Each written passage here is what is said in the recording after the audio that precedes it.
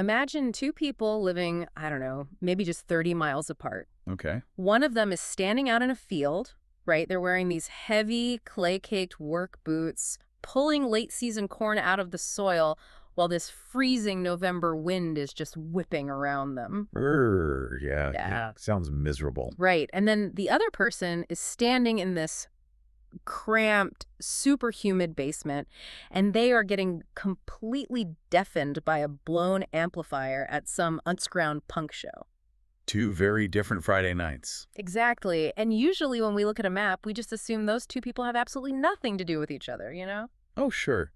We look at the lines on the paper, the borders of the towns, the neat little highways, and we just accept the cartographer's delusion. The cartographer's delusion. I like that. Yeah, I mean, we think here is one category of person, and over there is a completely different category, which honestly is a very comforting way to view the world. It's neat. It's tidy. Right. It's binary. It's clean. It requires absolutely no critical thought.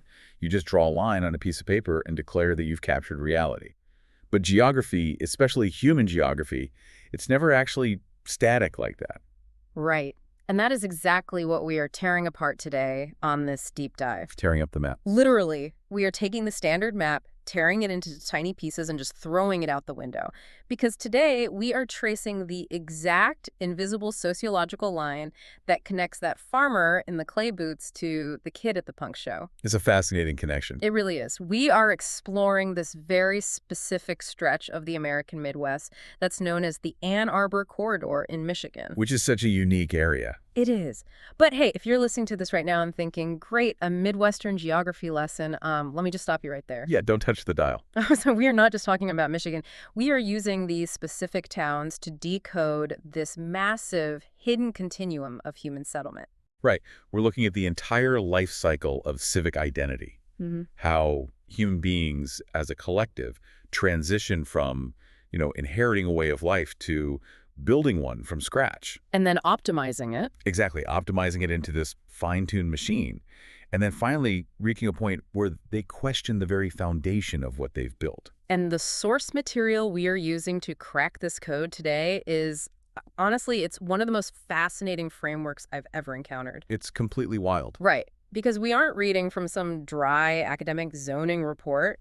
The document we have is this highly detailed, deeply weird, and just incredibly brilliant creative project. It's originally structured as a songwriting guide, of all things. A songwriting guide. Yeah, it's this ingenious methodology. Instead of just treating these towns as a collection of census data, the researchers, the document actually calls them subpersonalities. Which is a whole other layer of weird. Totally. But these subpersonalities, they treat the entire corridor as raw material for music. And there are a bunch of them, right? Yeah, you have these really distinct analytical voices. There's Addie, Bannock, Devin, Killy, Kenny, Liz, Mac. right, and Tira, Tommy, and Val. And each one of these voices is meticulously cataloging the flora, the fauna, the local slang, the fashion. Even the local neuroses. Yes, all trying to find the actual rhythm of human existence in these spaces. So as you are listening to this right now, maybe you're driving to work or, I don't know, walking your dog. Your mission today is to look at the concrete and the grass around you. Pay attention to your own surroundings. Exactly. Because by the end of this deep dive, you are going to look at your own hometown, your own neighborhood, and you will know exactly where it falls on this continuum of human identity. You won't be able to unsee it. But before we get into the phases, we need to set the atmospheric stage a bit. We are in Michigan. So what is the overarching, just inescapable vibe of this corridor? Well, to really understand the Ann Arbor corridor, you have to understand the specific cocktail of cultural and environmental pressures there. First, you have the climate. It dictates literally everything. You get these incredibly vibrant, glorious maples in the fall. Oh, like sensory overload of reds and golds. Exactly. But then those are immediately followed by heavy, isolating, just brutal winters. Which changes how people interact, right? It has to. Yeah. That seasonal whiplash forces a very specific type of psychological resilience. You literally cannot survive without your neighbors when there's 2 feet of snow blocking your driveway. You need someone to help shovel, which I guess brings us right to the culture of the region. The infamous Midwest nice. Oh, yeah. It's the culture of, oh, let me just sneak past ya. I love the it's such a reflex. It's like this built-in apology just for existing in someone else's spatial awareness. It is. It's super polite. It's profoundly indirect, but it's genuinely warm. But there's tension there too. Oh, definitely. That warmth is caught between two massive contrasting gravitational pulls. On the eastern side of the corridor, you have the massive cultural gravity of Detroit. Motown, the auto industry. Right. Union labor and this gritty, unbreakable resilience. And then, on the western side of the corridor, you have the University of Michigan in Ann Arbor. Which is this colossal footprint of academia. You've got quantum physics colliding with left-wing activism. Exactly. So you have auto workers, punk rockers, dairy farmers, and postdoctorate researchers, all breathing the exact same air. All dealing with the exact same snowstorms. Which brings us to the absolute beginning of our continuum. Because before a community can become a hub for quantum physics, or before it can become a finely tuned suburban machine, It has to pull itself out of the mud. it simply has to survive the land. So let's talk about inherited identity. This is the starting line. In this phase, life isn't something you design on a laptop. No, it's something you are given by the soil. Your ties to the land are absolute, and your identity is fundamentally inherited. And our researchers start us off in Salem, Michigan. Salem is the bedrock of this corridor. We're looking at a community that was born out of the 1800s westward expansion. It wasn't built to be pretty. Not at all. It wasn't built for aesthetics. It was built for pure, unadulterated survival. We are talking about deep, deep agricultural roots. Livestock, dairy, grain. Yeah, when you read the subpersonality Addie's field notes on Salem, the sensory details are just intoxicating. Addie paints a picture of a town entirely tethered to the rhythm of the harvest. The culture there isn't imported from anywhere else. It literally grows out of the dirt. Right, we're talking county fairs, 4-H livestock shows, the absolute religious experience of Friday night lights at the high school football stadium. The smell of sweet corn boils in late August. Yes. And that visual Addie includes of a white-tailed deer freezing in a golden row of soybeans. Even the fashion is inherited from the land. The heavy flannel in the fall. Thick Carhartt jackets, work boots that are just permanently stained with red clay. People dress for the work, you know, not for an audience. But here is where we really need to dig into the underlying sociological tension. Okay, lay it on me. When you inherit your identity from the land, you gain this profound authenticity, right? Yeah. But you also risk immense stagnation. Stagnation? Yeah. Salem is currently caught in a really fascinating, painful transition. It is moving from being this isolated, purely rural agricultural hub to feeling the creeping edge of the suburbs. The subdivisions are encroaching. Exactly. The sprawl is at the door. Wait, let me push back on that idea of stagnation for a second. Sure. Is it really stagnation, or is it just a refusal to participate in the frantic, exhausting pace of modern life? I mean, when your identity is tied to physical seasons, you plant in the spring, you harvest in the fall, you inherently develop values like modesty and hard work. Right. You don't need to constantly reinvent yourself because the season tells you who you are. That is the exact defense of the inherited lifestyle. And it's a very strong one. But sociologically speaking, when a community's entire rhythm is dictated by the soil, it really struggles to adapt to economic shifts that have nothing to do with agriculture. Oh, I see. Like if the price of grain drops, or if a massive developer buys out the neighboring farm to build a strip mall, Salem's identity is deeply threatened. So the tension is stability versus vulnerability. Exactly. They are deeply grounded, but they are constantly playing defense against a world that is accelerating around them. Which makes perfect sense when we look at the other community the sources put in this inherited category. If Salem is the inheritance of the soil, then Lenova is the inheritance of the water. Oh, Lenova. Yeah. It perfectly embodies that Great Lakes resilience. This is a very different, much colder flavor of inheritance. Definitely. Lenova's entire historical arc is anchored to the unforgiving nature of the water. It started with the logging boom in the 1800s, men physically clearing massive pine forests just to create a space to even exist. And then it transitions into this intense maritime shipping era. And I mean, you cannot talk about the Great Lakes without talking about shipwrecks. No, the lakes are notoriously dangerous. Right. The researcher, Bannock, notes that Lenova is drenched in maritime lore, including localized myths, like this fictionalized figure of Old Captain Marrow. And like so much of this region, Lenova got dragged into the auto industry migration, suffered the crushing blow of the Rust Belt decline, and now it's trying to pivot toward modern tourism. But the cultural bedrock is still there. It is. It's this fascinating blend of Scandinavian immigrants, German settlers, and a deep, enduring, indigenous Anishinaabe presence. The imagery Bannock captures is stunning. You have Glasswater Lake, which just freezes over completely in the winter. And the ice fishing. Yes, that deep, almost meditative winter ritual of ice fishing. People eating pasties out on the ice. Oh, we have to explain pasties. Right. If you aren't familiar, pasties are these heavy, dense meat and potato pies.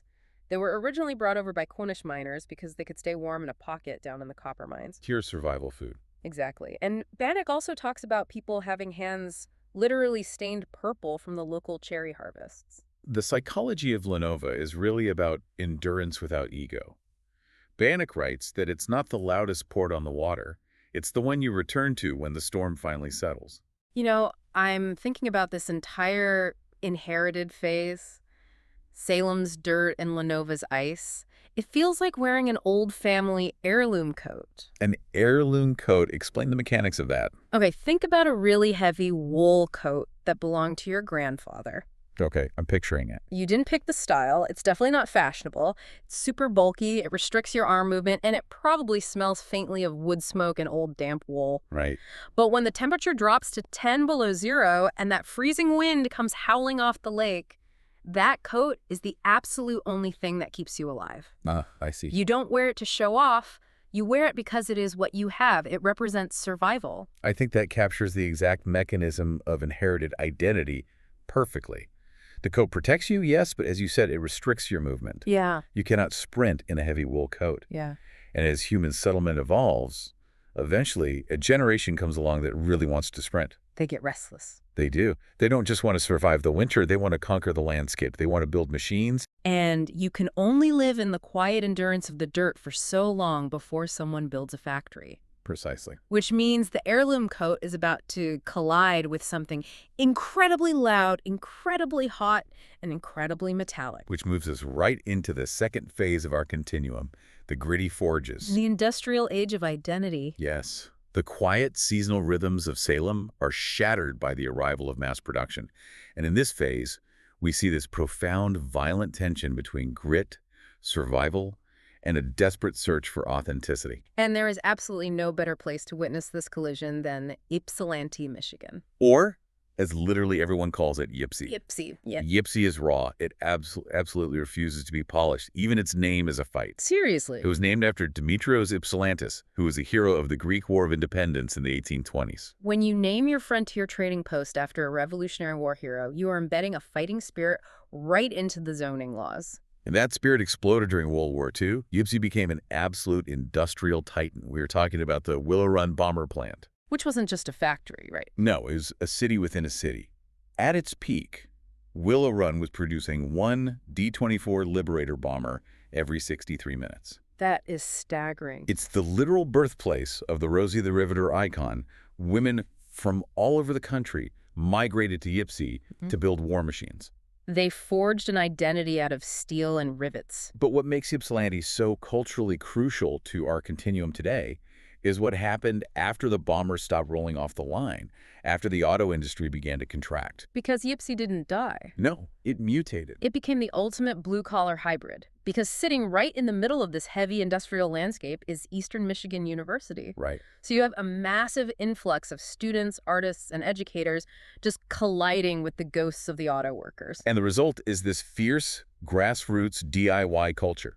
When you read the researchers' notes on Ypsi, the sensory details shift dramatically from Salem's quiet cornfield to a really chaotic, thrifted Enners. It's basement punk shows. It's the enduring legacy of Iggy Pop and the Detroit proto-punk scene, loud guitars feeling back in tiny, cramped rooms. The aesthetic here is amazing. It's heavily thrifted, vintage punk, mixed with that practical, layered Midwest survival gear we talked about. And coney dogs. Oh, man. People eating coney dogs, those iconic, terrifyingly delicious Detroit chili hot dogs in diners at 2 in the morning. And look, I cannot talk about Ypsi without bringing up the most famous architectural landmark in the entire city. You mean the Ypsilanti Water Tower? I do. It is. How do I put this? Undeniably, overwhelmingly phallic. It is a 147-foot tall brick tower that leaves absolutely nothing to the imagination. It really doesn't. But the brilliant thing about Ypsi is that they don't hide it. Not at all. They don't try to tear it down or obscure it with trees. They put it on T-shirts. They make jokes about it. It perfectly encapsulates their unofficial civic motto, which is keep Ypsi weird. It is the ultimate middle finger to the polished, pristine suburbs that surround them. Exactly. Now, the document highlights a very specific archetype for Ypsi, the broke philosopher with a guitar. Yes. This is the person who works a shift at a coffee shop or some light manufacturing plant and then goes home to write a thesis on anti-capitalism while fixing a broken guitar pedal. It's a very specific vibe. But okay, wait. Let's pause on that archetype, because I read that part and I really struggled with it. Why is that? The broke philosopher, the peeling paint, the basement shows. I look at Ypsi and I wonder, does this entire identity rely on poverty? Oh, that's a sharp question. Like, does this intense, gritty authenticity actually require a certain level of economic struggle to exist? Because if a developer comes into Ypsi, repaves the roads, fixes the cracked sidewalks, and builds a bunch of luxury mixed-use condos, does Ypsi lose its soul? Is the grit itself the identity? That is the central agonizing paradox of the Gritty Forge community. You are identifying the exact mechanism of gentrification. Right. The authenticity of Ypsi, the DIY punk scene, the art, the weirdness, exists entirely because of necessity. Because they can't afford anything else. Exactly. The punk scene thrives in basements because the artists cannot afford arena tickets, let alone arena stage time. The thrifted aesthetic exists because retail is too expensive.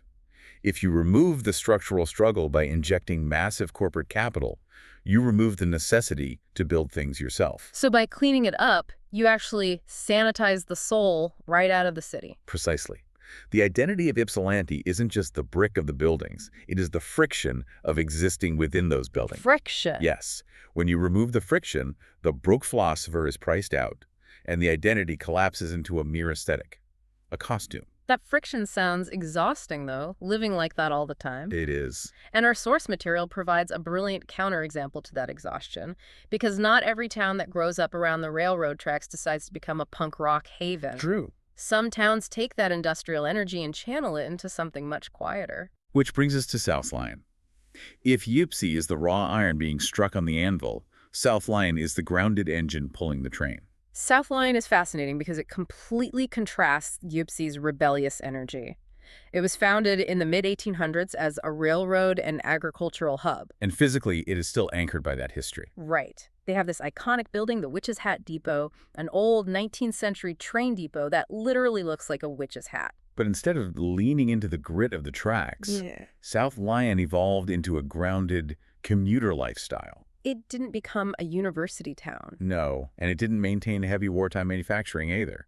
It became a place where people who worked in those industries went to sleep. The culture here is pure, unadulterated community pride. We are talking about the annual Pumpkin Fest, massive parades, cider mills, and eating Detroit-style pizza. Oh, Detroit-style pizza. If you don't know what that is, imagine a thick rectangular crust baked in these deep blue steel auto parts pans. The cheese is caramelized black against the edges. It is an absolute masterpiece. It really is. And notice the difference in the music scene here, as noted by the researchers. Right. No punk basements. Exactly. You don't have underground punk bands screaming in basements. You have garage bands playing classic rock and middle school jazz bands heavily influenced by the regional pride of Motown. You hear covers of The Temptations and Stevie Wonder? It's that front porch, neighbors waving energy. The language the sources capture here is so polite and indirect. It's the absolute heartland of no yeah and you betcha. But sociologically, what is happening here? South Lyon is a transitionary space, isn't it? It is. It's a town built by industry, but it actively tries to soften the edges of that industry. It wants the steady paycheck of the factories without the chaotic noise of the forge. That's exactly it. But eventually, even the softened edges of South Lyon aren't enough for some people. Because historically, what happens when a booming middle class gets tired of industrial noise and railroad tracks? They flee. They flee. They look at the map, they point to an empty space, and they say, I want to architect a utopia from scratch. And that exact sociological flight moves us into the third phase of our continuum. We leave the inherited dirt and the forged steel completely behind. We are entering the realm of curating and constructing community. This is the pivot point. Right. We are shifting from communities that just happen to people to communities that people actively designed. And the absolute pinnacle of this curated reality is Plymouth, Michigan. The researcher Tira uses a phenomenal phrase to describe Plymouth. She calls it curated belonging. Wait, I'm struggling with the word curated here. How so? Because isn't every town curated to some degree? What makes Plymouth's brick storefronts a simulated community while Salem's barns or Ypsi's water tower are considered authentic? Aren't they all just things humans built? It's about the mechanism of memory and who controls it. Okay, unpack that. Think about Ypsilanti. Ypsi is an accumulation of historical accidents, a trading post, a bomber plant, a university all piled on top of each other in a messy collision. Plymouth, on the other hand, is an exercise in the commodification of nostalgia. Oh, wow. The commodification of nostalgia. Yes. Plymouth actively remembers its history, but only the aesthetically pleasing parts. That makes sense. It sits geographically very close to the massive, sprawling metropolis of Detroit, but stepping into downtown Plymouth feels like stepping onto a movie set of 1950s Americana. It really does. You have highly maintained brick storefronts, a perfectly manicured central hub called Kellogg Park, and this old-school marquee at the Penn Theater. It's true that the traditions there read like seasonal chapters in a Hallmark movie. In the winter, they have the Plymouth Ice Festival, where artists carve these massive, intricate ice sculptures lining the downtown streets. And the fall is just as picturesque. Right, they have the Fall Festival and weekend farmers markets. The fashion is comfortable and aggressively modest. Tira describes it as flannel sleeves and winter breath. But let's look at the tension of curation. When you curate an art gallery, you are actively deciding what belongs on the wall, and more importantly, what belongs in the trash. Plymouth feels incredibly organic and close-knit, but it requires a massive, conscious, civic effort to maintain that quaintness. Strict zoning laws, historical preservation societies, aesthetic ordinances. It's a performative community. It is a beautiful performance, but it's a performance nonetheless. Yeah. It's like living inside a snow globe. A snow globe, exactly. And a snow globe only works if you keep the glass clean and prevent anything chaotic from getting inside. But while Plymouth is busy polishing the glass of its antique shop, the town right next door is doing something completely different. Canton. Yes, Canton.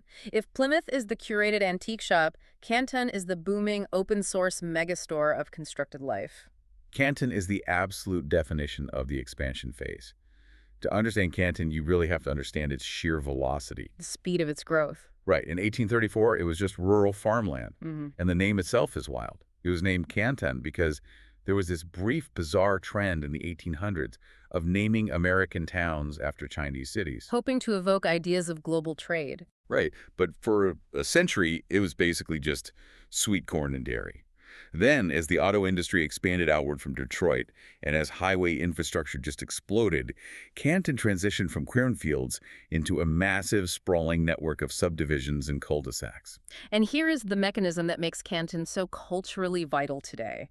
Because it didn't have a rigid, pre-existing historical aesthetic like Plymouth, it became a magnet for diversity. The researchers highlight this massive, vibrant South Asian community that has entirely woven itself into the fabric of the Midwest. And you have to look at how these cultures synthesize. This isn't isolation, this is integration. Absolutely. You literally have people walking out of a restaurant with a shawarma wrap in one hand and a square-cut Detroit pizza in the other. The imagery the document captures is pure poetry. They describe the Summer Liberty Fest in Canton.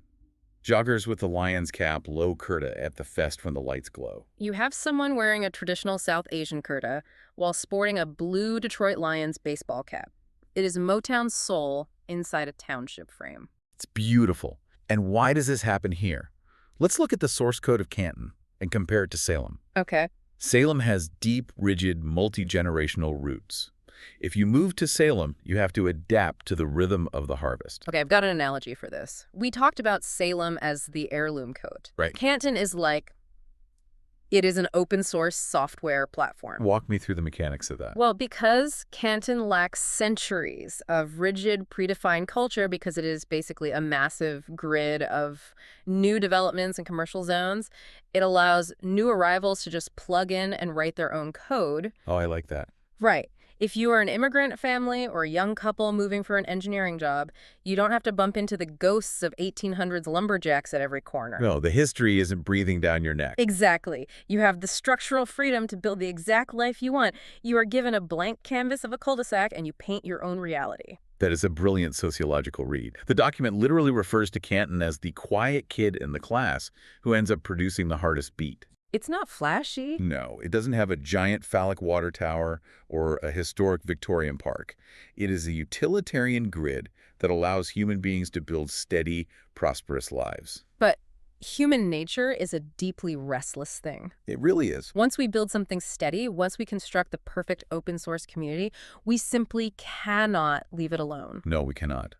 The universal human impulse, once a system is built, is to eliminate all the friction.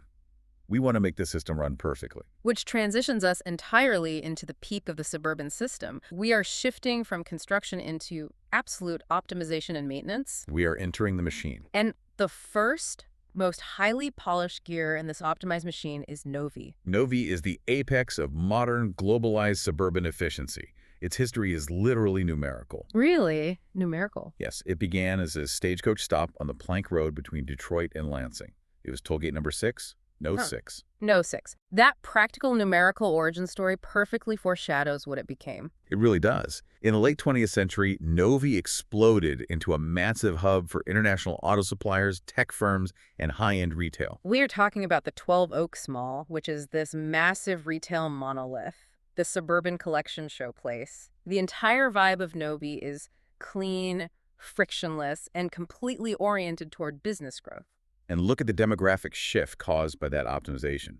Because of the influx of international auto engineering, Novi has a massive, thriving Asian American population. Particularly Japanese and Chinese expatriates and citizens. Right. The culinary landscape is just incredible as a result. You have high-end sushi bars, authentic ramen shops, and Korean BBQ joints sitting in the exact same commercial plazas as classic Michigan cherry pie bakeries and Coney Island diners. And pay attention to the fashion shift here, too. We have entirely left behind the clay-covered work boots of Salem and the thrifted punk jackets of Ypsilanti. The researchers note that the uniform of Novi is mall culture athleisure. Yes. Lululemon leggings, pristine Nike sneakers. It's the aesthetic of someone who is always prepared to either go to a yoga class or board a flight to Tokyo, even if they are just buying groceries. Exactly. But let's dig into the psychological cost of this. There's always a cost. Novi represents the ultimate pursuit of convenience. But what happens when you achieve total optimization? What is the cost of a frictionless life? It's the phenomenon of suburban atomization, isn't it? Explain that. Well, if I can drive out of my two-car garage, go to a massive superstore, buy perfectly uniform, genetically optimized tomatoes, and drive home without ever speaking to a single human being, what actually binds my community together? Exactly. When everything is easy, the necessity for deep, messy human connection evaporates. You don't need your neighbors. Right. You don't need your neighbors to help you survive a winter because you have a heavily engineered snow removal infrastructure. The tension in Novi is the threat of isolation wrapped in the illusion of hyperconnectivity. Which brings us to the town next door, which is basically tasked with keeping this entire machine running. If Novi is the high-speed optimization, Farmington Hills is the maintenance of that stability. The researchers classify Farmington Hills as the quiet engine.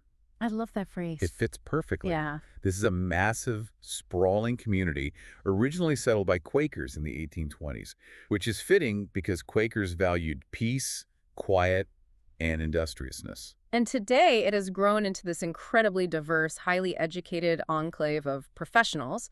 You have a large Jewish population, massive Chaldean and Middle Eastern communities, and a huge Indian demographic. And what unites them all isn't a loud civic aesthetic. No, it's a shared commitment to systems. It is the architecture of low volatility. The city's official motto is literally, a great place to live and learn. It's not about spectacle at all. It's about front yard flags, backyard grills, highly ranked public schools, and reliable municipal services. It is designed to be the safest, quietest place to raise a family. Okay, but I have to stop you here. Yeah. Because I look at Farmington Hills, this utopia of low drama, and I feel a profound sense of anxiety. Anxiety. Why? It's everything human beings strive to build. That's the problem. Yeah. I look at this highly stable, perfectly maintained environment, and I wonder, Is this just a breeding ground for stagnation? I mean, at what point does perfect security become total invisibility? Wow. If nothing ever goes wrong, if there's absolutely no friction, does anything ever really happen? You are articulating the exact existential dread of the American suburb. It's unsettling. When you successfully insulate yourself from the grit of Ypsilanti, and when you build walls against the raw, freezing nature of Lenova, you achieve total comfort.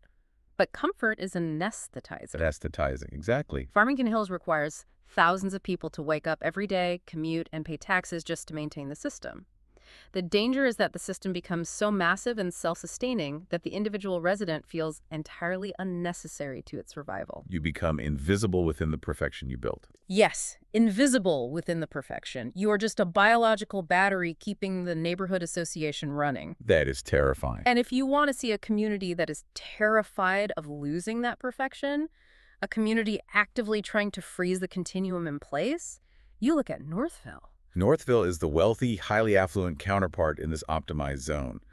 But where Novi leans into the future, Northville desperately clings to the past. It features rolling hills, massive estates, and a downtown defined by brick streets and high-end boutiques. They have a place called Millrace Village, which is essentially an architectural sanctuary. Right, they rescued 19th century buildings from being demolished across the state and moved them all to one spot just to preserve the aesthetic. They even host a Victorian festival.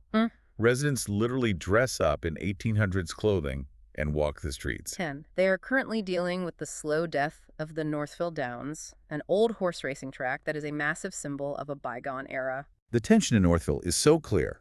It's progress versus preservation. It is a town looking at the continuum of human settlement, throwing up its hands and shouting, "Stop! We did it! We achieved the perfect blend of old-world charm and modern wealth. Do not change a single brick." But it doesn't work that way, does it? It is the ultimate hubris of the builder to believe they can halt time, because the continuum always wins. Always. And here is the ultimate paradox. Once a society achieves that perfect optimization, once they build the flawless cul-de-sacs, fully fund the schools, and eradicate all the grit and noise, what inevitably happens? The new generation is born inside that pristine bubble. They grow up with zero friction. Zero friction. And because they have never had to survive the dirt or forge a living in a factory, they get profoundly bored. Boredom is dangerous. Very. They look around at the immaculate brick streets and the Lululemon stores. They realize the entire system is a manufactured construct, and they begin to violently question it. Which brings us to the glorious climax of our journey down the corridor. We leave the optimized suburbs behind, and we crash headfirst into the crucible of questioning. Welcome to Ann Arbor. Ann Arbor. A2! Yeah. This is the engine of interrogation. Let's look at the history. Founded in 1824, right? Yes, by two land speculators, John Allen and Elisha Rumsey. They named it after their wives, who coincidentally were both named Anne, and the lush arbors of trees that covered the land. Ann's Arbor. But the trees are secondary to the true defining feature of the city, the massive, inescapable, gravity-bending cultural footprint of the University of Michigan. Oh, absolutely. Ann Arbor does not exist in its current form without U of M. Not at all. In the 1960s, this town became a legendary national epicenter for the counterculture.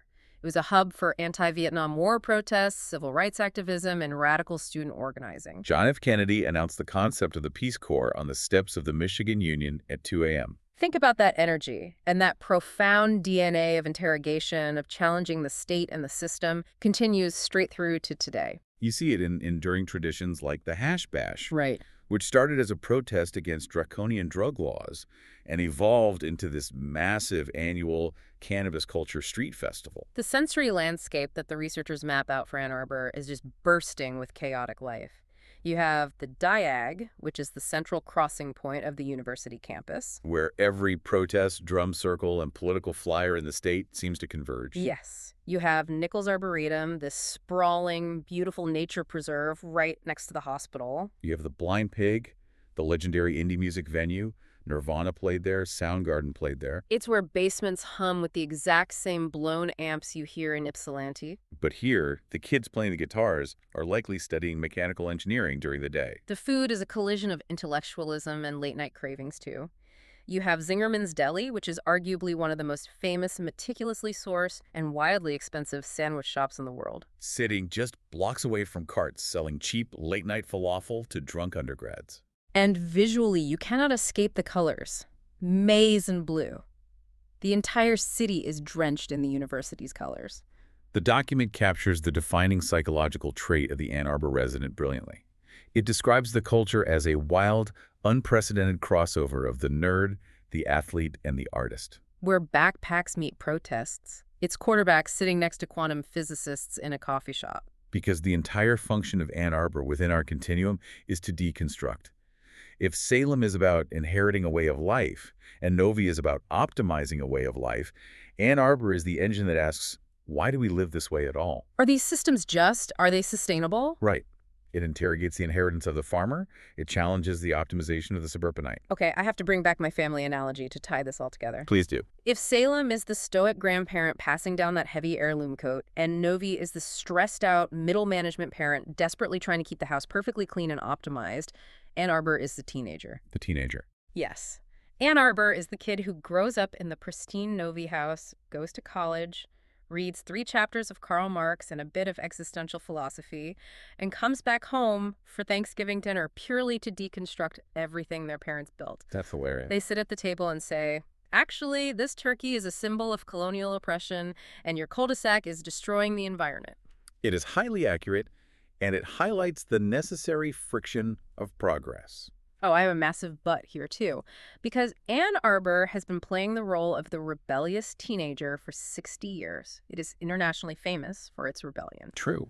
And when I look at that, I have to ask, does mandated rebellion ironically become its own rigid, predictable system? Expand on that. What do you mean by mandated rebellion? I mean, if every single generation of students walks across the diag, attends the exact same protests, wears the exact same vintage aesthetic, and gets tear-gassed at the exact same intersections, is it true rebellion, or is it just a curriculum? Wow.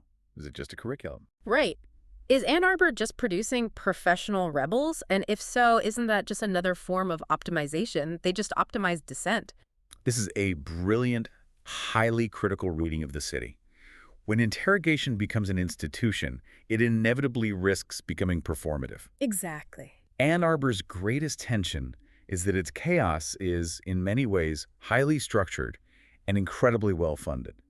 It is, for many, a very safe, wealthy place to practice rebellion. A safe place to practice rebellion. You can march against capitalism all day and then go buy a $30 artisanal sandwich at Zingerman's. You practice the friction of Ypsilanti without actually having to live in the poverty of Ypsilanti. And then once you graduate, you move to Farmington Hills, buy a quiet house, and the cycle starts all over again. That is a mind-bending way to look at a college town. But it proves that the system requires the interrogator just as much as it requires the builder. The continuum is a closed loop. It is. We need to take a massive breath here because we have just pulled the lens all the way back on human civilization. We have traveled down an epic, complex journey through the Ann Arbor corridor. We expose the hidden system of human settlement. We started in the mud with the inherited lands of Salem and Lenova. Exploring how identity is bound to the soil and the freezing lakes.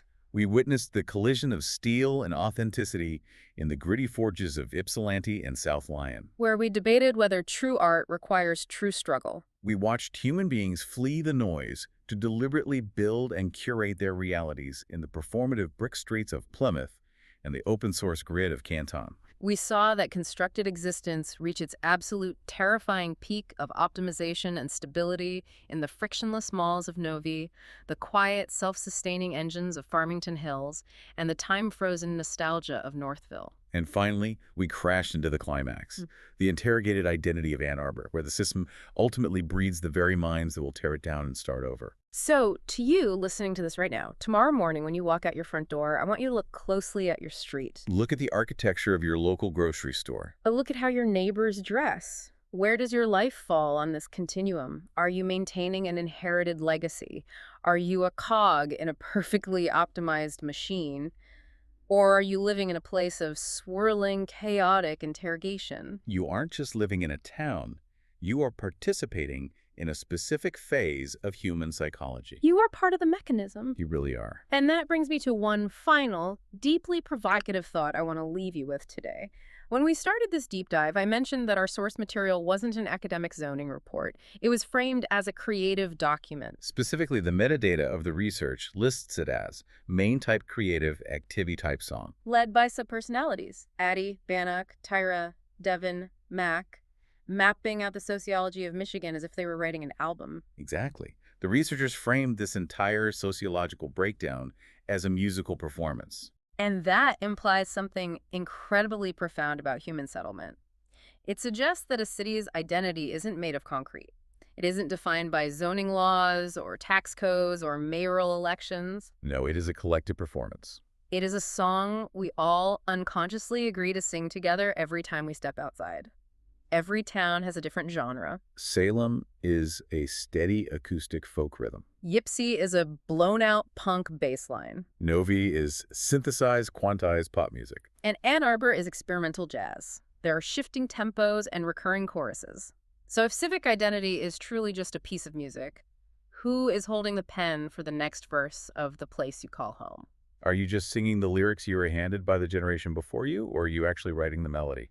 Because at the end of the day, that map we talked about at the beginning, the one with the fixed permanent lines that tells you exactly where you belong, It's not a map at all, no, it's just sheet music. waiting to be played.